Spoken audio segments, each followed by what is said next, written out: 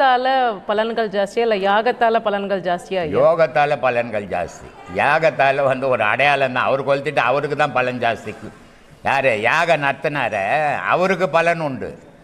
ஆனால் இந்த நர்த்தனவங்களுக்கு ஒரு பலனும் கிடையாது. யோகத்தால் தான் பலன் உண்டு. ஆனால் நம்ம யாகங்கள் செய்யாமல் கல்யாணமும் பண்ண முடியாது. எந்த ஒரு விசேஷங்களுக்குமே அந்த அக்னி சாட்சியாக தான் பண்ணுறோம். விளக்கு கூட ஏற்றாமல் நம்ம செய்யறதில்ல தப்பா. அந்த அக்னிக்கு தானே ஐயா பலன்கள் ஜாஸ்தி. அக்னிக்கு முக்கியத்துவ உரிமை உண்டு. ஆனால் இந்த அக்னியை கொளுத்துறது யார்? நீ கொளுத்தல, யாரோ கொளுத்தின்னுக்கிறான். காரணம் அவன் எதுக்காக கொளுத்துறான்? காசுக்காக கொளுத்துறான். அதனால் அவனுக்கும் பலன் இல்லை, இவனுக்கும் பலன் இல்லை. உண்மைக்காக கொளுத்தல, அதை தொழிலுக்காக கொளுத்தின்னுக்கிறான் அவன். அது அவன் தொழில், அது மேலே அவன் குறை சொல்ல முடியாது. ஏன்னா அவனுக்கு ஒரு பழப்பு வேணும். அதனால் அக்னியை கொளுத்தணுனுக்கும் பயன் இல்லை, கொளுத்து சொன்னவனுக்கும் பயன் இல்லை. அந்த நேரத்துக்கு அது நடக்குது, ஒரு மன நிறைவு, அவ்வளோதான். அதனால் யாருக்குமே ஒரு பலனும் கிடையாதும்மா. அக்னின்றது உடம்புல கொளுத்தணும். அது கொளுத்தணுன்னாக்கா ரொம்ப மன தைரியம் வேணும். மற்ற விஷயம் வெளி விஷயங்கள் எல்லாம் விடணும். அப்போ தான் அதில் கொளுத்த முடியும். இல்லைன்னா வெளியே தான் கொளுத்தின்னுக்கணும். அடையாளம் அது, நிஜம் உடலுக்குள்ள. ஏய் வெளியே போ, வெளியே போ. ஏம்பா பாலா, அதுங்களுக்கு என்ன சாப்பாடு இருக்கும் பாரு, அதை எடுத்து போடும் முதல்ல போடுங்க. அதுங்க சொல்லுமா. யாகங்கள் மூலமா தான் தேவர்கள் முனிவர்கள் அத்தனை பேருக்குள்ளும் அந்த ஆசீர்வாதம் செய்வார்கள். ஆமாம், இது கதை, நிஜம் கிடையாது. எந்த தேவரும் அங்கே உட்காந்து இல்லை. தேவரானது எதுக்காக? அவன் கடவுளை அடையிறதுக்காக. கடவுளை அடைஞ்ச பிறகு அவன் எங்கேருந்து உனக்கு ஆசீர்வாதம் பண்ணுவான்? இதெல்லாம் சிந்திக்கணும். சும்மானா கதை எழுதி வச்சதெல்லாம் நம்ம படிச்சுட்டு அதான் உண்மை நினச்சிக்கூடாது. ஞானியாக இருந்தாலும் தேவராக இருந்தாலும் அவன் எதுக்காக தேவரான குடும்பத்தை விட்டு போட்டு கடவுளை அடையிறதுக்கு தானே. கடவுளை அறிஞ்சவன் உனக்கு எங்கே இந்த ஆசீர்வாதம் பண்ணுவான்? அங்கே இருந்தால் தானே பண்ணுவான். அவன் தான் இல்லையே, கடவுளோட கலந்துட்டானே, உனக்கு எப்படி ஆசீர்வாதம் பண்ணுவான்? இது தொழிலுமா, ஏமாத்துற விஷயம், இது நிஜம் கிடையாது. சொல்லுமா. அப்போ கல்யாணத்தில் நம்ம ஏன் யாகம் வளர்த்து கல்யாணம் பண்ணுறோம் சுவாமி? யாகம் வளர்த்துறது பொண்ணு புள்ள சத்தியம் பண்ணுறதுக்காக வளர்த்துறாங்க. இனி உன்னை விட்டு நான் பிரிய மாட்டேன், என்னை விட்டு நீ பிரியக்கூடாது, நீ தான் என் குடும்பம், இது வரைக்கும் உன் தாய் தாப்பன் குடும்பமாக இருந்திருப்ப நீ, இனிமேல் என் குடும்பத்தை சார்ந்தவ நீ, என் சாமி தான் நீ கும்பிடணும், நீ சாகிற வரைக்கும் நான் வருவேன், நான் சாகிற வரைக்கும் நீ வரணும் அப்படின்னா சத்தியம் பண்ணுறதுக்கு தான் அந்த நெருப்பை கொளுத்துறது. அப்போ பிரியும் போது மட்டும் ஏன் கோர்ட்டில் முடிச்சுக்கிறாங்க சுவாமி? ஆமாம், கோர்ட்டே ஒரு நெருப்பு மாதிரி தான் இப்போ. ஏன்னா காசு கோசம் எங்கே எதை கொடுத்தாலும் எப்படி ஒன்றாலும் கேஸு டிசால்ட் ஆகும். அதனால் பிரியும் போது சத்தியம் பண்ணும்போது இங்கே சத்தியம் பண்ணாங்க, உண்மையான சத்தியம் பண்ண தானே. போய் சத்தியம் பண்ணால் கோர்ட்டுக்கு போடுறாங்க. என்ன பண்ணுறது? காரணம் என்னென்னா விட்டு கொடுத்து வாழற மனோபாவம் இல்லை, ஈகோ. நான் சம்பாதிக்கிறேன், நீ சம்பாதிக்கிற, எங்கள் அப்பா பணக்காரன், உங்கள் அப்பா பணக்காரன். இதனால் வர வாழ்க்கையினுடைய பிரிவுமா இது? வாழ்க்கைன்றது பணத்தில் இல்லை, மனசில் இருக்குது. அந்த மனம் ஒத்து போகாமல் அந்த வாழ்க்கை நல்லா இருக்காது. யார் வாழ்க்கையாக இருந்தாலும் சரி, மனம் ஒத்து வாழணும். அப்போ தான் நீ ஒத்து வாழ்ந்தால் தான் உன் வம்சங்கள் ஒத்து வாழும். நீ ஈகோ வச்சுக்கின்னு நீ புருஷனை அடிமையாகிறது, நீ பொண்டாட்டி அடிமையாக்கணுன்னா நாளைக்கு உன் பிள்ளைங்க அதையே தான் செய்யும். அதுங்களுக்கு வழிகாட்டியாக நீ இருப்ப. நல்லதை நீ செய்தீன்னா உன் பிள்ளைங்களும் நல்லது செய்யும். நீ தீமையை செய்யணும் அதானே செய்யும் அதுங்க. அதனால் வாழ்க்கை இன்றைக்கி பாதி பேர் டைவர்ஸாக இருக்கிறதுக்கு காரணம் என்னென்னா, நான் பல வீடியோவில் சொல்லியிருப்பேன், கல்யாணம் பண்ணுறது ஒரு தாய் தகப்பன் பார்த்து கல்யாணம் பண்ணணும். ஏன்னா பெற்றாங்க வளர்த்தாங்க, நீ எப்படிலாம் வாழணும்னு அவங்க ஒரு கற்பனை பண்ணாங்க. ஆனால் அவங்க கற்பனையை நீ பாழாக்கிடக்கூடாது. எனக்கு பருவம் வந்துடுச்சு, நான் சொந்தமாக முடிவு எடுப்பேன். சொந்தமாகலாம் முடிவு எடுக்க உனக்கு உரிமையே கிடையாது. ஏன்னா அவங்களுடைய தெய்வம் தான் நீ வாழ்ந்த, நீ அவங்கள கடங்காரன் தான், நீ கடங்காட்சி தான் நீ. அதனால் அவங்க சொல்கிறத கேட்கணும். கேட்டு கல்யாணம் பண்ணாங்கன்னா நாளைக்கு குடும்பத்தில் ஒரு பிரச்சனை வந்துடுச்சுன்னா பொண்ணு வீட்டுக்காரனும் வந்து கேட்பான், புள்ள வீட்டுக்காரனும் கேட்பான், உதவிகள் செய்வான். ஆனால் எனக்கு பருவம் வந்துடுச்சு, சுயமாக முடிவு எடுப்பேன், நீ எவனையாவது இழுத்துன்னு ஓடினா நாளைக்கு கோர்ட்டில் போய் நின்று பிரிவு வந்ததுன்னா பொண்ணு வீட்டுக்காரனை சப்போர்ட் பண்ண மாட்டான், புள்ள வீட்டுக்காரனும் சப்போர்ட் பண்ண மாட்டான். அனாதியாகி நிற்பீங்க. வாழ்க்கை இது. 4 பேர் மனங்குளிர நடந்துக்கணும். அந்த வாழ்க்கை தான் சிறப்பாக இருக்கும். 2 பேரும் முடிவெடுக்கிற அவசரத்தில் உடலுக்காக முடிவெடுக்கிற வாழ்க்கையெல்லாம் சின்ன பண்ணமாக செதறி போயிடும். சொல்லுமா. இன்னைக்கு உறவுகள் தானே ஐயா வந்து பிரச்சனைகள் வந்து உருவாக்குறாங்கன்னு நீ நினைக்கிறேன். ஏன் உறவுகள் கிட்ட போற? நீயா இருந்துக்கோ. உறவுகள் கிட்ட உறவுகள் வருவாங்க, நீ உதவி செய்கிறன்னா வருவாங்க, உங்கள்கிட்ட பணம் இருந்தால் வருவாங்க. உறவுனுடைய வேலையாக தானே. அவங்களையா நீ சேர்த்துக்கிற, நீயா அவங்க கூட போய் சேர்ந்துக்கிற? அப்படி சேர்ந்த பிரச்சனை வரதான் செய்யும். ஒரு பொம்பளை வீட்டில் தனியாக இருந்தாலும் பிரச்சனையே இல்லை. 4 பொம்பளை ஒன்று சேர்ந்தாலும் ஊரையே ஒன்றாக்கிடுவா. அப்படி இருக்கும்போது உறவுகள் கெடுக்காதா? உறவுகள் பகையாக்காதா? அதெல்லாம் ஆக்கும். அதனால் நீ ஏன் உறவுகிட்ட போகிற? உறவு இல்லாத நீ வாழ் உன் உழைப்பில். அப்படி வாழ்ந்தால் உனக்கு பிரச்சனையே இல்லை, நிம்மதியாக வாழலாம்.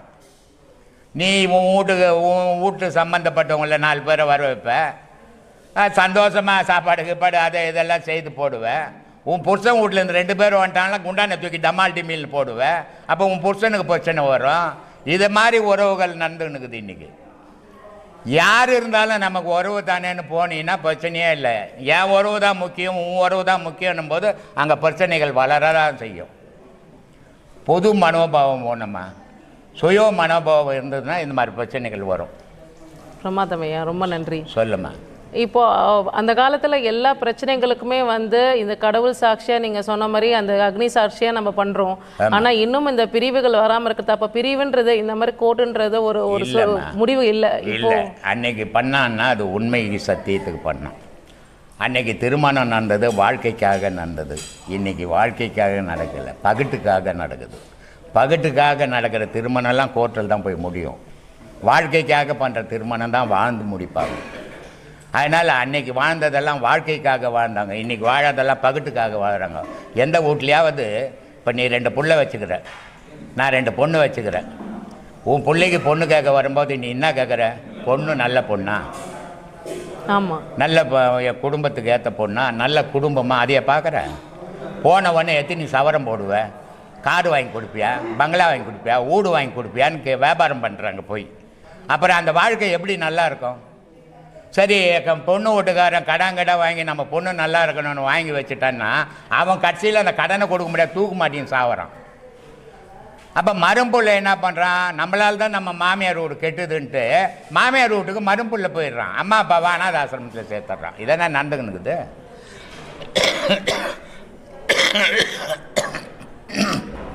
எல்லார் குடும்பமும் ஒன்று தான். நான் கஷ்டப்பட்டா அவன் கஷ்டப்படுறான், அவன் கஷ்டப்பட்டா நான் கஷ்டப்பட்ட மாதிரின்னு மனசில் நினச்சான்னா யாருக்கும் துன்பப்பட மாட்டான். கல்யாணம்ன்றது பணத்தில் இல்லை, கல்யாணம்ன்றது பொருளில் இல்லை, மனசில் இருக்குது. அந்த மனம் ஒத்து போகணும். அப்படி ஒத்து போகிற மாதிரி கல்யாணம் பண்ணணும். எந்த வீட்லையாவது பெண்ணுக்கு கொடுமை, பெண்ணுக்கு எதிரி, பெண்ணு இப்படி பண்ணுறாங்க அப்படின்னு சொல்கிறாங்கல்ல, எந்த ஆம்பளையாவது பெண்ணுக்கு எதிரியாகிறான்னா? ஒவ்வொரு வீட்லேயும் பெண்ணு தான் பெண்ணுக்கு எதிரியாகிறான். இதெல்லாம் யோசித்தோம்னா நமக்கு உண்மைகள் தெரியும். யோசிக்காமல் எந்த மாமனாராவது போய் எனக்கு சாரம் போடு என் பிள்ளைக்குன்னு கேட்குறேன்னா மாமியார் தான் போய் முன்னாடி உட்காந்து கேட்பேன். மாமனாரை கை கட்டின்னு உட்காந்துப்பேன் பாவமா. அதனால் அந்த வாழ்க்கை கெட்டு தான் போவோம். ஒரு வாழ்க்கையில் என்ன பார்க்கணும்? புள்ள நல்ல புள்ள, பொண்ணு நல்ல பொண்ணு, புள்ள குடும்பம் நல்ல குடும்பம், பொண்ணு குடும்பம் நல்ல 2 பேரும் ஒத்து வாழும். இந்த முடிவு எடுத்தால் வாழ்க்கை நல்லா இருக்கும். அங்கே போய் பணத்துக்காக வியாபாரம் பண்ண ஆரம்பித்தா இந்த வாழ்க்கை கெட்டுத்தாம்மா போகும். ஏன்னா நாளைக்கு பிரச்சனை வரும். உன்னால் தான் எங்கள் அப்பா தூக்கு போட்டு செத்தாருன்னுவாங்க, உன்னால் தான் என் குடும்பம் கெட்டுதுன்னுவாங்க. இதெல்லாம் யார் பதில் சொல்லுது? அப்போ இது என்ன ஆகும்? பகை தானே வளரும். அப்படி தான் இன்றைக்கி நிறைய குடும்பங்கள் அப்படி தான் இன்னைக்கு. எனக்கு 2 ஆம்பளை பசங்க. நான் பொண்ணு கட்டும்போது என்ன கேட்டாங்க, சாமி என்ன கேட்குறீங்கன்னாங்க. ஒன்றும் கேட்கலப்பா, பொண்ணு கேட்குறேன்ப்பா நான். இல்லை சவரனை பற்றி நான் கேட்கவே வரல. நீ விருப்பம் தான் போடு, விருப்பம் இல்லைன்னா விட்டுடு. எனக்கு என் பிள்ளைக்கு நல்ல பொண்டாட்டி வேணும், எனக்கு நல்ல மருமவளாக இருக்கணும், அதுதான் நான் கேட்க வரேன்னு. அதனால் இன்றைக்கி வரைக்கும் நான் உட்காந்துருந்தேன். எனக்கு டீ கொடுக்குறாங்க, காப்பி கொடுக்குறாங்க, சாப்பாடு போடுறாங்க, எனக்கு தண்ணி வச்சு காய வச்சு கொடுக்குறாங்க, என் துணி துவைச்சி போடுறாங்க. ஆனால் நான் அன்றைக்கி வியாபாரம் பண்ணியிருந்தேன்னா என்ன ஆயிருக்கும்? மரியாதையே இருந்திருக்காது எனக்கு. அதனால் வாழ்க்கையை யோசிக்கணுமா. யோசிக்காமல் ஏதோ காசு பணத்தில் வாழ்க்கை இல்லை, மனசில் இருக்குது. அந்த மனம் ஒத்து போகணும். அந்த மாதிரி வாழ்க்கை அமைஞ்சதுன்னா நல்லா. முன்காலத்தில் இந்த காமராஜர் ஒரு திட்டம் எடுத்துன்னு வந்தார். ஆமாங்க. அந்த திட்டம் எதுக்காக எடுத்துன்னு வந்தார்னா, ஏழை மாணவருங்க படிக்கணும். அவங்க படித்தா தான் அறிவு வளரும், அவங்க படித்தா தான் நாகரிகமாக வாழ முடியும் அப்படின்றதுக்காக அவர் பல திட்டங்களை மாணவர்களுக்கு எடுத்துன்னு வந்தார். அது எதுக்காக எடுத்துன்னு வந்தார்னா, ஒரு 4 மணிக்கு கணவன் ஏர் ஓட்டின்னு போயிடுவான், 8 மணிக்கு பசங்க ஸ்கூலுக்கு போகணும். பசங்க ஸ்கூலுக்கு போகும்போது அம்மா இருந்து சாப்பாடுக்கு போட்டு அமுச்சிடுவாங்க. ஆனால் மத்தியானம் அம்மா இருக்க மாட்டாங்க. அதனால் பசங்க ஸ்கூல்லேருந்து வந்தால் திருப்பி போகிறதில்ல. அதனால் மதிய உணவுன்னு அவர் எடுத்துன்னு வந்தார். அவர் இப்போ வந்து பெரிய ஒரு யோகி. அவர் மனிதன் கிடையாது.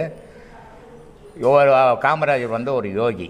அவர் ஞான பாதையில் போனவர். அதனால் கல்யாணம், காசி, சொத்து, சுகம் எதையும் சேர்த்துக்கல, பற்றற்று இருந்தார் அவர்.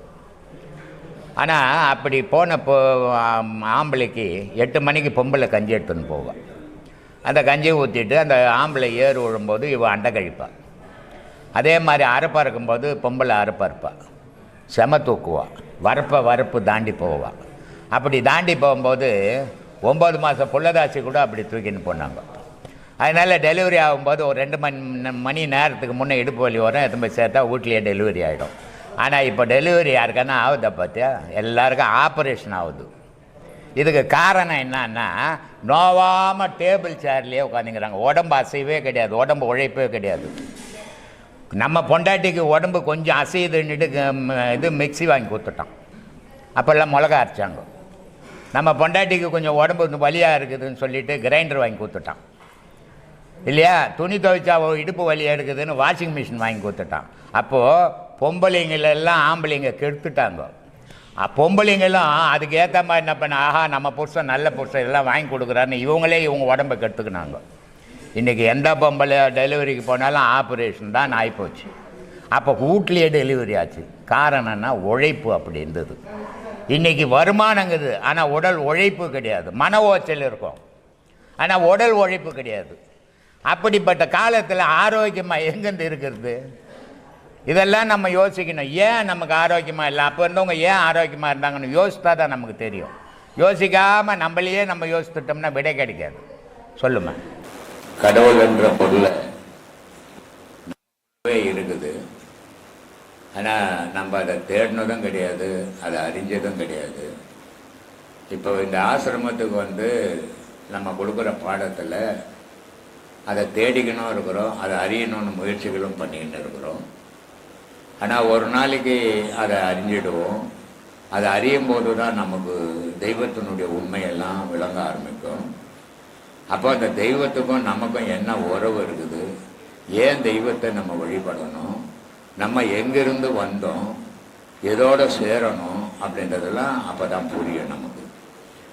தெய்வத்தை யார் ஒருத்தன் பார்த்தானோ, தெய்வத்தை யார் ஒருத்தன் உணர்ந்தானோ, அவனால் வந்து எந்த வேஷமோ எந்த ஆடம்பரமோ பண்ண முடியாது, அவனுடைய மனம் இடம் கொடுக்காது. அப்போ தெய்வத்தை பார்க்காதவங்களுக்கு பல வேஷங்கள் கட்டலாம், பல ஆடம்பரங்கள் பண்ணலாம், பல கூத்துகள் ஆடலாம். ஆனால் இதையெல்லாம் அவன் எதையாவது யாராவது எதையாவது பண்ணிக்கின்னு போட்டோம், நம்ம அதை பேசி காலத்தை வீணாக்கிக்கின்னு நம்மளுடைய எண்ணங்களையும் கெடுத்துக்கின்னு இருக்க வேணாம். நம்ம எதை நோக்கி பயணம் பண்ணுறோம் அதை பற்றி நம்ம தெரிஞ்சுக்கிறதுக்கு முயற்சிகளை பண்ணி முடிவை தேடுவோம். அதனால் சிறுவாய்க்கர் சொல்கிறாரு, என்னிலே இருந்த ஒன்றை யான் அறிந்ததில்லையே, எனக்குள்ளே இருந்த ஒரு பரம்பொருளை நான் அறியலை இது வரைக்கும். அறியாமையே முட்டாள்தனமாக என்னுடைய வாழ்க்கை வீணாக போயிடுச்சு அப்படின்றதாக சொல்கிறாரு. என்னிலே இருந்த ஒன்றை யான் அறிந்ததில்லையே, என்னிலே இருந்த ஒன்றை யான் அறிந்து கொண்ட பின், என்னிலே இருந்த ஒன்றை நான் தெரிஞ்சுக்கின பின்னாடி என்னிலே இருந்த ஒன்றை யாவர்கான வல்லாரோ, நான் தெரிஞ்சுக்கின மாதிரி ஒவ்வொருத்தரும் முயற்சி பண்ணி அவங்கவுங்களுக்குள்ளே இருக்கிற தெய்வ சக்தியை அவங்கவுங்க அறியணும். அது மாதிரி எந்த திறமசாலி வருவான்னு தெரியலையே அப்படின்ட்டு வருத்தப்படுறாரு. என்னிலே இருந்து யான் உணர்ந்து கொண்டேனே, கடவுளோடவே நான் இணைஞ்சு வாழ்ந்து நான் என்னை பற்றியும் தெரிஞ்சுக்கினேன், கடவுளை பற்றியும் தெரிஞ்சுக்கினேன் அப்படின்றாரு. மனிதன் அவங்க மகான்கள், ஞானிகள், சித்தர்கள். ஆனால் அவங்க வந்து கடவுளோடு வாழ்ந்தாங்க. ஆனால் நம்ம வாழ முடியுமா அப்படின்னா கற்பனையில் நம்ம போயிடக்கூடாது, நிஜத்தில் போகணும். நம்மளால் முடியாது. சும்மானா முடியும்னு பொய் சொல்லிக்கின்னு ஏமாற்றிக்கின்னு இருக்கக்கூடாது. காரணம் என்னன்னா, அவங்களுக்கு வீடு கிடையாது, வாசல் கிடையாது, சொந்தம் கிடையாது, உறவுகள் கிடையாது. இப்போ காட்டில் எத்தனையோ மிருகங்கள் இருக்குது, அது உறவுகளை வளர்க்கல. அது உறவுகளோட தான் பிறந்தது. ஆனால் பிறந்த உடனே உறவு முறிஞ்சு போகுது. உறவு முறிஞ்சு போனதால் அதுக்கு கவலைகள் இல்லாமல் போயிடுச்சு. ஆனால் நம்ம பிறக்கும்போது உறவுகள் தெரியல, ஆனால் வளர வளர உறவுகள் தெரிய ஆரம்பிச்சிச்சு. உரிமைகள் அதிகமாக ஆக்கிக்கணும். அதனுடைய விளைவுகள் பிரிவுகள் வரும்போது நம்மளால் தாங்க முடியாத மனநிலைக்கு வந்துடுறோம். காரணம், மனிதனுக்கு மனம் இருக்குது. இந்த மனமாகப்பட்டது கற்பனையில் கலங்குது. மனசனுடைய தன்மையே என்னன்னா கற்பனை தான். நான் போன மாதம் கூட அவங்க வீடியோவில் கேட்டப்போ அந்த இவர் கேட்டார், காதலை பற்றி நீங்கள் என்ன நினைக்கிறீங்க? காதல் என்றது ஒரு கற்பனை, காதல் என்றது ஒரு நிஜம் கிடையாது. ஏன் நிஜம் கிடையாதுன்னா, காதல் என்றது எப்படிப்பட்டது? கைப்படாதது, கண் தொடாதது, மனம் அறியாதது காதல். அந்த காதல் தனி ஒரு ஆணு மேலேயும் ஒரு பெண்ணு மேலே தான் வரும். காதல் அப்பா மேலே பண்ணுறேன், அம்மா மேலே பண்ணுறேன்னா, ஒரு ரோட்டில் எங்கள் அம்மா போகிறாங்க, யாராவது கேட்குறது யாருங்க போகிறேன், என் காதலி போகிறான்னு சொல்ல முடியுமா நம்மளால? இதெல்லாம் ஊரை ஏமாத்துகிற விஷயம். காதல் என்றது ஒரு பெண்ணு மேலே ஒரு பையனுக்கு வரக்கூடியது மட்டும்தான் காதல். மீதி தாய் மேலே வர்றது, தகப்பன் மேலே வர்றது, பிள்ளைங்க மேலே வர்றதெல்லாம் பாசம், ஆசை. காதல் வராது. காதல் வந்தால் அது குடும்பமாகவே இருக்காது. அதனால் காதல்ன்றது வேறு. அப்போது ஒரு பொண்ணு ரோட்டில் போகிற, அது யாருன்னா என்னுடைய காதலி என்னுவோம். அதே பெண்ணுக்கு கல்யாணம் ஆச்சுன்னா என்ன சொல்லுவான்? என் காதலி போகிறான்னு சொல்லுவான், என் மனைவி போகிறான்னு சொல்லுவான். அப்போ காதல்ன்றது கைப்படாத வரைக்கும் தான் காதல். கைப்பட்டால் அது காமம். அப்படிப்பட்டது காதல் அது.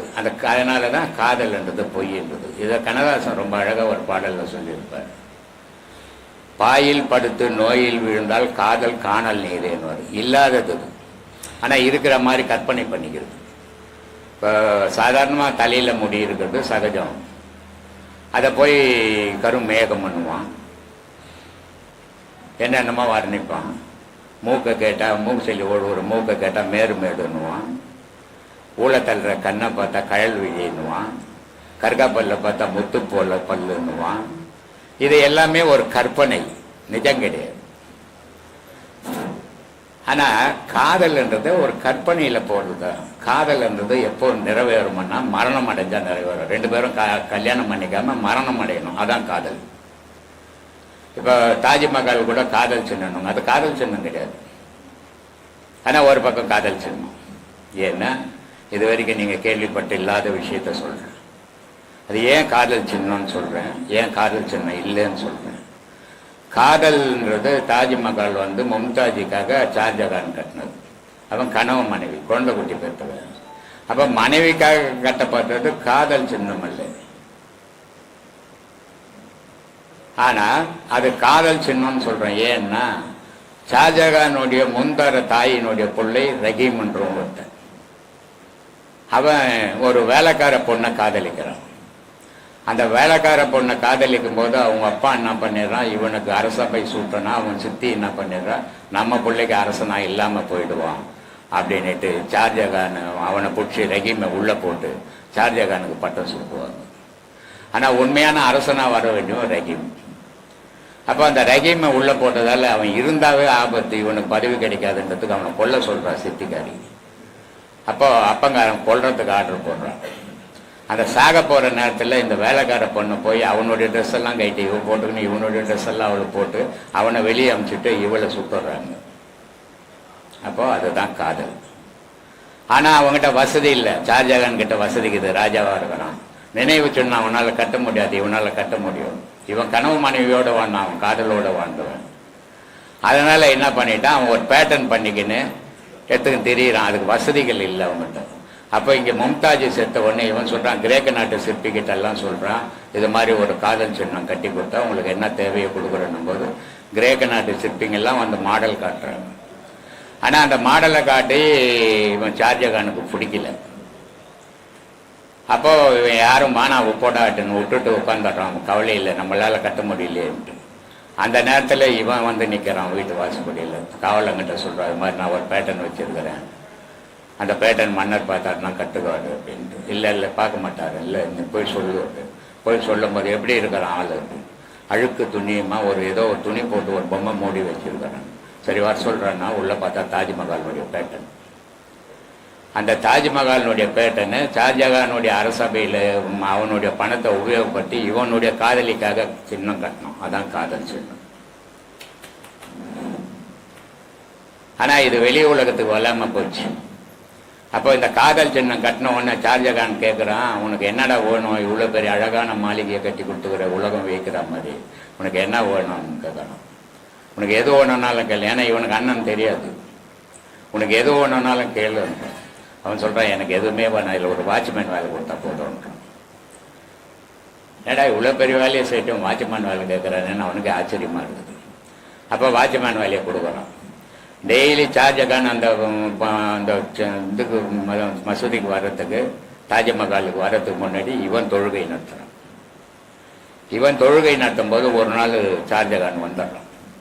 அப்போ இவன் சொல்லின்னுக்கிறான், அலிமா, அந்த பேர் பொண்ணு பேர் அலிமா, அலிமா நான் சொன்னதை நிறைவேற்றிட்டேன், இந்த உலகம் இருக்கிற வரைக்கும் உன்னுடைய காதல் சொன்ன நிற்கும் அப்படின்னு சொல்லி இருக்கிறான். ஷாஜகான் வந்து நிற்கிறான். அப்போ அவன் கேட்குறான், யாரா இந்த அலிமா, என் மும்தாஜ் எங்கடா, மும்தாஜ் யமுனையில் விட்டுறா. இந்த கதையெல்லாம் நீங்கள் கேள்விப்பட்டிருக்க மாட்டீங்க. அப்போ அவங்க சொல்கிறான், அப்போ இது எப்படிடா இது, உள்ள உலகத்துக்கு அலிமாவே இருந்துட்டு போட்டோம், வெளி உலகத்துக்கு அது மும்தாஜ்ன்றதை இருக்கட்டும்னுறான். ஏன்னா அரசவன், அதனால் அது ஷாஜகான் மும்தாஜை காதல் சின்னம்னு ஆகிப்போச்சு. ஆனால் அதனுடைய உண்மையான தத்துவம் ரஹீம் அலிமான்ற ஒரு காதலர்களுடைய சின்னம் தான். இப்படிப்பட்ட வரலாறுகள் ஏராளமாக மண்ணில் உண்மையான விஷயங்கள் மறைஞ்சு போயிருக்கு. அது மாதிரி தெய்வ விஷயங்களும் ஏராளமாக மண்ணில் மறைஞ்சு போயிருக்கு. அந்த தெய்வ விஷயங்களை எடுத்து சொன்னதான் மகான்கள். மகான்கள்னு ஒருத்தர் வரலன்னு சொன்னால் கடவுளை பற்றி மனிதர்களால் தெரிஞ்சுக்கிட்டு இருக்க முடியாது. மகான்கள் ஒவ்வொரு தெய்வத்தை பற்றி அறிஞ்சு, அதனுடைய சக்தியை பற்றி அறிஞ்சு, அதனுடைய செயலை பற்றி அறிஞ்சு, அதனுடைய நமக்கு என்ன நன்மைகள் கிடைக்குதுன்னுட்டு எல்லாத்தையும் விளக்கி சொன்னவங்க தான் மகான்கள். ஏன் அந்த மகான்களால் சொல்ல முடிந்தது, இந்த மனிதர்களால் சொல்ல முடியல? மனிதர்கள் ஆசையில் அலையிறவன். ஆசையில் அலையிறவனுக்கு ஆண்டவனை பற்றி அறிய முடியாது. ஆசை அற்றவனுக்கு ஆண்டவனோட உறவு கொண்டதால் அவன் மகான்கள் மனுஷனுக்கு எல்லா விஷயத்தையும் எடுத்து சொல்லிக்கிறான். இதில் என்ன ஒன்றுன்னா சின்ன தவறு நடந்து போச்சு. அது என்ன தவறு அப்படின்னா, கடவுளை அவங்க புகழ்ந்து செய்யுள் வடிவிலேயே பாடிட்டாங்க. அந்த செய்யுள் வடிவிலேயே பாடினதை சராசரி பாமரை மக்களுக்கு அது விளக்கங்கள் புரியாமையே போயிடுச்சு. ஆனால் மற்ற மதங்கள் எழுத்து வடிவில் எழுதி வச்சதால அவங்கவுங்க மதத்தை பற்றி அவங்கவுங்க புகழை பற்றியும் தெரியுது. இப்போ கடைசியாக 200 வருஷத்துக்கு முன்னே வந்த வள்ளலாறு கூட வெறும் பாடல் செய்யுள் வடிவாக தான் இருக்கும். அவருடைய பாடலை கூட யாரும் விளக்கம் சொல்ல முடியாது சரியா. இந்த மாதிரியான ஒரு செயலால் தான் இந்த இந்து மதத்தினுடைய புனித தன்மையை மறைஞ்சு போச்சது. ஆனால் மகான்கள் எடுத்து சொல்லாத விஷயமே கிடையாது. தெய்வத்தை பற்றி இந்த மனிதன் உணரணும்னு எல்லா விஷயத்தையும் எடுத்து சொல்லியிருக்கிறான். இது சில பேர் புரிஞ்சிக்க முடியாமல் தெரிஞ்சிக்க முடியாமல் இருக்கிறவங்க, நீங்கள் என்ன இந்த தெய்வ விஷயத்தெல்லாம் ரகசியத்தெல்லாம் வெளியே சொல்கிறேன், எல்லா ரகசியத்தையும் எல்லாரும் தெரிஞ்சுக்கணும்னு மகான்கள் சொல்லியிருக்கிறாங்க. ஆனால் மகான்கள் போன நிலைக்கு நம்மளால் போக முடியுமா அப்படின்னா போக முடியாது. காரணம் என்னென்னா, அவங்களுக்கு வீடு வாசல் கிடையாது, உறவுகள் கிடையாது, பிள்ளைக்குட்டிகள் கிடையாது, தொழில் கிடையாது. ஆனால் நம்ம சராசரி மனிதன் குடும்பங்கள் இருக்குது, குழந்தை குட்டிகள் இருக்குது, இவ்வளவும் வச்சுக்கின்னு நம்ம வாழ்ந்தாகணும். அப்போ வாழும்போது நம்ம ஒரு தொழில் செய்யணும். தொழில் செய்யும்போது அதுக்கு ஒரு நேரம், குடும்பத்தை பார்க்கணும் அதுக்கு ஒரு நேரம், பிள்ளைகளை பார்க்கணும் அதுக்கு ஒரு நேரம், தெய்வத்தை பார்க்கணும் அதுக்கு ஒரு நேரம். இவ்வளோ நேரங்களை இவன் சரி பண்ணுறதுக்குள்ளே இவனுடைய ஆயலே முடிஞ்சு போகுது. மனிதன் பிறப்பிலேருந்து தேடுறான், தேடல் தேடல் தேடல்னு தேடுறான். பிறக்கும் போதே தாயை தேடணும், பிறந்து வளர்ந்த உடனே தந்தையை தேடணும், 2 பேரும் தெரிஞ்சுக்கின உடனே படிப்பை தேடணும், படிப்பை தேடின உடனே தொழிலை தேடணும், தொழிலை தேடின உடனே மனைவியை தேடணும், மனைவியை தேடின உடனே மக்களை தேடணும்.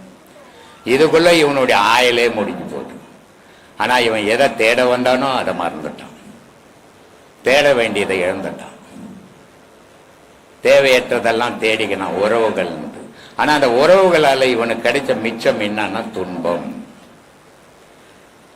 உறவுகளால் ஏற்படுறது துன்பம் தான் ஏற்படுமே தவிர இன்பம் வரவே வராது.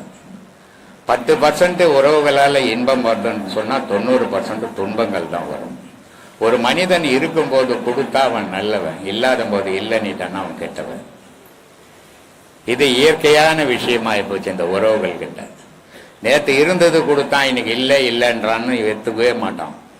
கொடுக்கலையே அப்படின்ற குறையத்தான் சொல்லுவான். அதே நேரத்தில் நீ கொடுத்துட்டு திருப்பி கேட்டீங்கனாலும் அது பகையாக தான் மாறிவிடும்.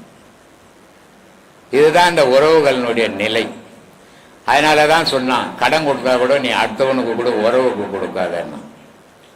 அக்காவுக்கு கொடுக்காதே, தங்கச்சி கொடுக்காதே, தம்பிக்கு கொடுக்காதே, அண்ணனுக்கு கொடுக்காதே அப்படின்னா. ஏன்னா கொடுத்தா பகை வரும், அடுத்தவங்ககிட்ட கொடுத்தா பயம் வரும். ஆனால் இது ரெண்டுமே டேஞ்சரானு தான். கடன் கொடுக்கறதும் டேஞ்சர் தான், கடன் வாங்கறதும் டேஞ்சர் தான். அதனால தான் சொன்னான் இலங்கை வேந்தன், கடன் பட்டான் நெஞ்சம் போல் கலங்கினான் இலங்கை வேந்தன்.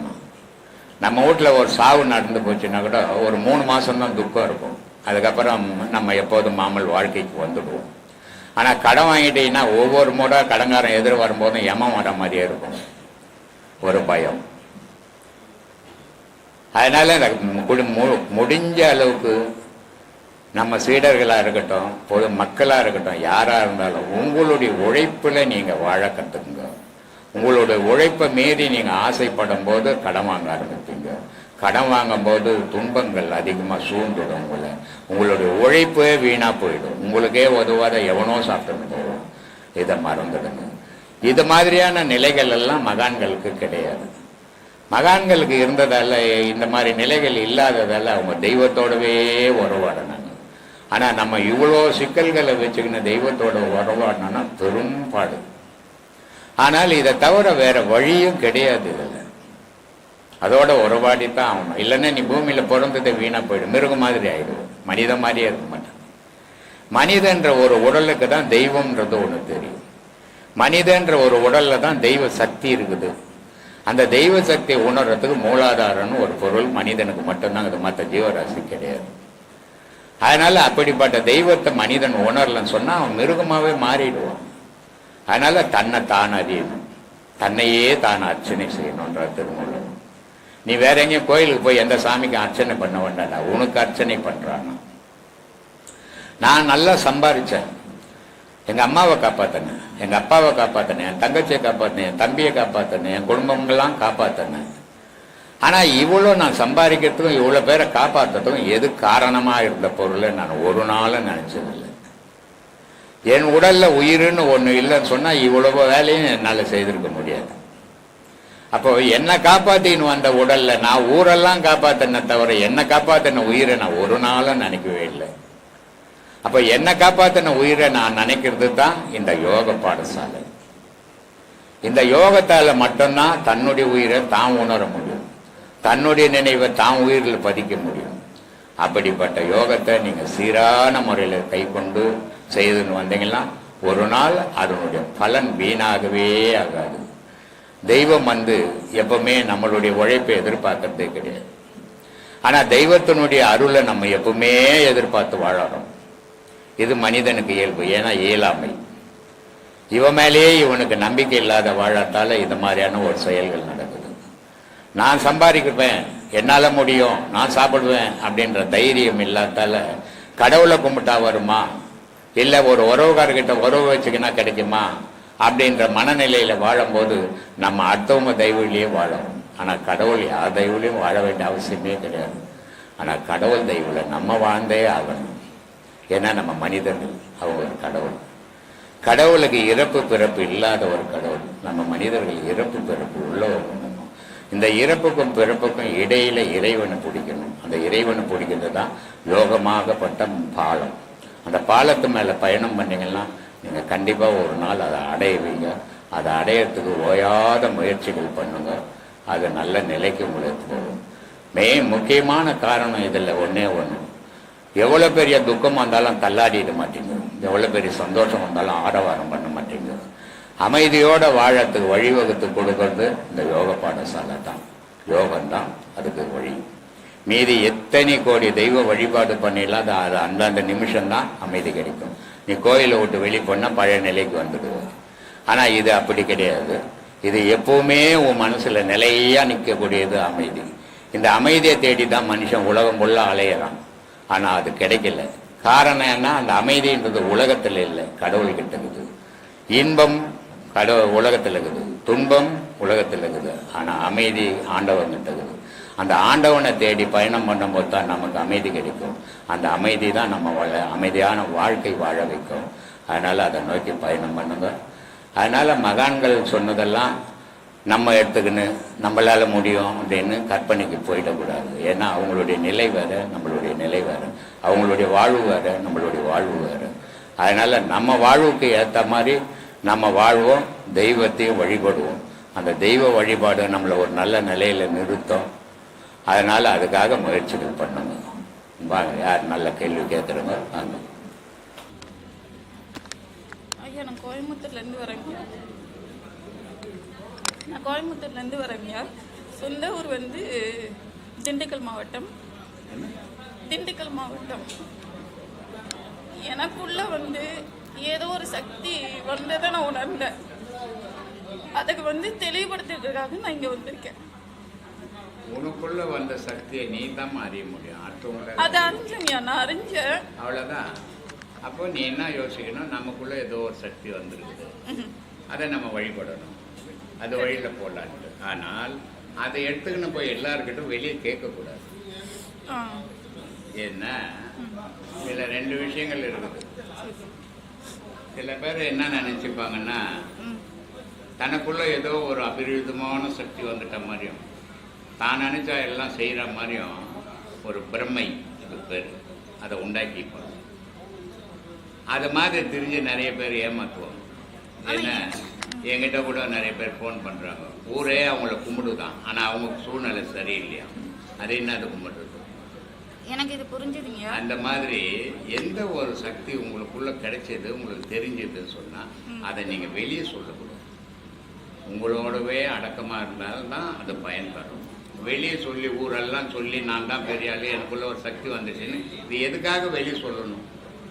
இப்போ எனக்குள்ள ஒரு சக்தி வந்துக்குது, நான் தெரிஞ்சுக்கினேன், அப்போ நான் என்னோட தானே இருக்கணும்.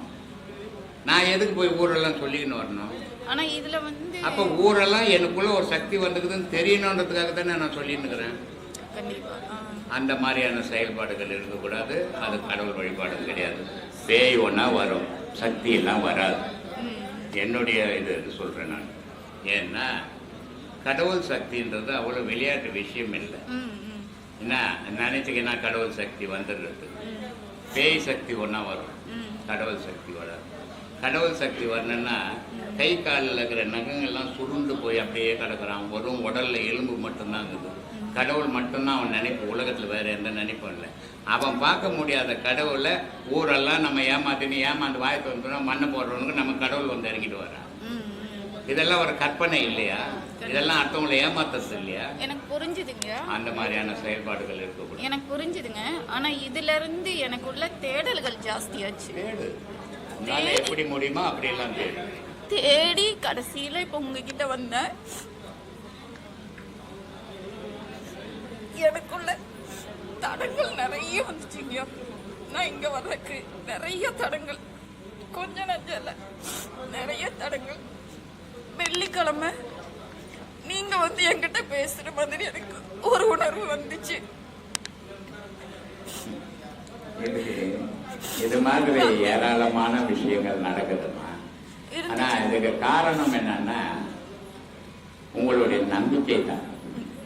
ஆனா நான் உங்களுக்கு சொல்ற அறிவுரை என்ன தெரியுமா? இந்த மாதிரி விஷயங்களை வெளியே பேசாதீங்க, வெளியே பேசக்கூடாது. இதை நீ அனுபவிக்கணுமே தவிர வெளியே சொல்லக்கூடாது. தடைகள் இல்லாத ஒரு மனித வாழ்வே கிடையாது. ஒவ்வொரு மனித வாழ்விலும் 1000 தடைகள். நான் அதையும் மீறி நான் ஐயாவை பார்த்தே ஆகணும் அப்படிங்கிற ஒரு வைராக்கியத்துல இருந்து சனிக்கிழமை எல்லாத்துக்கிட்டையும் எங்க அம்மா அப்பா எல்லாருமே போயிட்டு வான்னு சொன்னாங்க. எங்க வீட்டுக்காரர் அரை மனசோட தான் என்னை வழி அனுப்பிச்சாரு. எங்க வீட்டுக்காரர் என்ன அரை மனசோட தான் வழி அனுப்பிச்சு வச்சாரு. ஆனா அப்ப கூட நான் இங்க வரும்போது எனக்கு காலெல்லாம் நடுக்கெடுத்தது. திரும்பி போயிடலாமாங்கிற ஒரு எண்ணம் கூட எனக்கு வந்துச்சு. அப்புறம் சரி நம்ம இவ்வளவு தூரம் வந்துட்டு இன்னும் திரும்பி போனா இது நல்லது இல்ல, நான் பார்த்தே ஆகணும். இது வந்து உன்னுடைய நம்பிக்கைமா. ஆனா எல்லாம் மலேசியாவில இருந்து வந்துக்கிறேன். இதோ இருக்கிற கோயம்புத்தூர்ல காலையில் வண்டி என்ன 1 மணிக்கு வந்துங்க இறங்கிட்டு போறோம். இது ஒரு பெரிய விஷயமே கிடையாது. ஆனா நம்ம என்ன பண்றோம், ஒரு சின்ன விஷயத்தை பெருசா ஆக்கிக்கிறோம். இது பெருசு இல்லைங்கய்யா, மலேசியாவில இருந்து உணர்ந்தங்கய்யா. கேரளாவில இருந்து நைட்டு 12 மணிக்கு ஒரு பொண்ணு வந்து இறங்குது. ஒரு கார் டாக்ஸி வச்சுன்னு ஒண்டியா வருது. எப்படி வருது? ஒரு நினைவு தான்மா, ஒரு தைரியம் தான். நான் போவேன், முருகிட்ட போவேன், உபரிசம். இது எல்லாம் ஒரு விஷயமே கிடையாது. ஐயா நீங்க அது உங்க பெருந்தன்மையா, ஆனா எனக்குள்ள வழி நடத்துனது நீங்க தான். என்ன இங்க வர கொண்டு வந்து சேர்த்தது நீங்க தான். சொல்றேன், இந்த மாதிரியான கற்பனை விஷயத்துக்கு நான் போறது இல்லை. இவ்வளவு நாள் இன்னைக்கு நீ என்ன என்னைக்கு நினைச்ச? இப்பதானே நினைச்ச? இப்ப வழி நடத்துற. இதுக்கு முன்ன உன்னை யாரு வழி நடத்துறது? நான் ஒரு 2-3 மாசம் தாங்க. அதாம்மா, 2-3 மாசமா நான் வழி நடத்துறேம்மா. எத்தனை வருஷம் ஆச்சு கல்யாணம் ஆகி? 22 வருஷம். 22 வருஷமா உங்க வீட்டுக்காரர் உன்னை வழி நடத்தினாரு, என்ன வழி நடத்தினது? எப்படிமா நியாயம்? அததான் சொல்றது, இந்த மாதிரி கற்பனைக்கெல்லாம் நான் நீ மாட்டிக்கிறது இல்லைன்றது. ஆனா இப்ப என்ன நீங்க தங்கியா கூட்டிட்டு வந்து நான் வரும்போது நினைப்புமா, உன் நினைப்பு. நான் வரும்போது யாருமே இங்க இருக்கிற யாருமே நான் வழி நடத்துறது இல்லை. நான் அதனால தான் சொல்லிக்கிறேன், அன்பே சிவம் மனமே குரு. நான் ஒரு வழிபோக்கு மாதிரி தான், நான் ஒரு குருவே கிடையாது. முதல்ல அதுக்கு புரிஞ்சுக்கோ. ஆனால் என்னுடைய அனுபவத்தை நான் சொல்றேன், நீ இடம் எடுக்கலன்னா போ. ஆனா அந்த கற்பனை, இந்த கதை, இதுக்கெல்லாம் நான் உட்பட்டவன் இல்லை. எது நிஜமோ அது மட்டும்தான் சொல்லுவேன். யாரையுமே இங்க நான் வழி நடத்த முடியாது.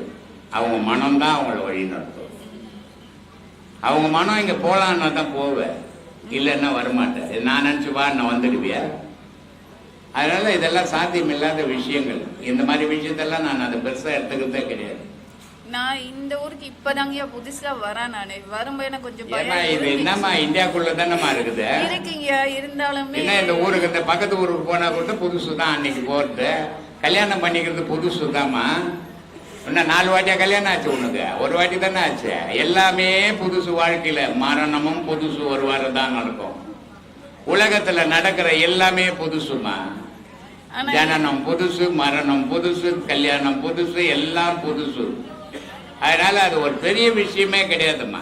ஆனா எனக்குள்ள இருந்து நீங்க தான் பயப்படாத, நான் இருக்கேன் வாவன் என்ன அப்படின்னு உங்க மனசு சொல்லுது, உங்க வீட்டுக்கார் சொல்லிங்கிறார். நான் சொல்றதே இல்லம்மா தாய.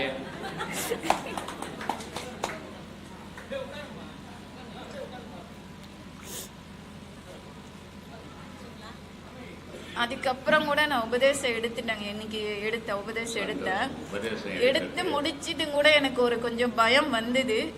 பயம் வந்துட்டு நானும் என் ஃப்ரெண்டும் அங்கே உட்காந்துட்டு இருந்தோம், பார்த்துட்டு இருந்தோம், உங்களோட கேட்டுக்கிட்டு இருந்தோம்.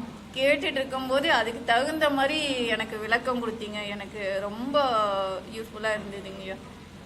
உண்மையா இந்த பாடத்தை நான் கடைசி வரைக்கும் கொண்டு போகணும். உங்களோட ஆசீர்வாதம் எனக்கு எப்போ இருக்கணும். நல்லபடியா செய்யுங்க, நல்லதே அடைங்க, கடவுளை முழுமையா நம்புங்க.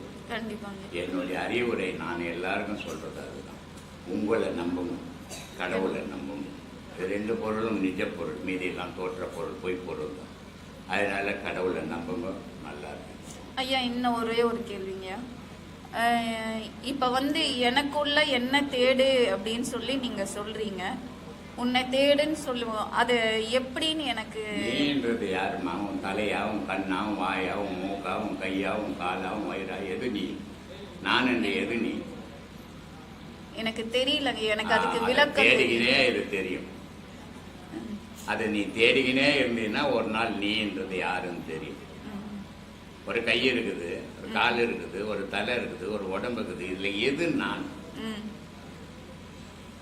அதனால இதை எது நான், எது நான், எது நான், எதுன்னு தேட தேட தேட தேட ஒரு நாளைக்கு நீ எதுன்னு தெரியும். அது வரைக்கும் தேடிக்கினே இருக்கு.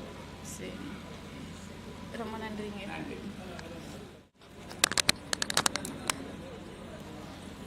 நான் பெங்களூர்லேருந்து வரேன். என் பேர் நந்தகோபால். நான் பெங்களூர்லேருந்து வந்திருக்கேன்.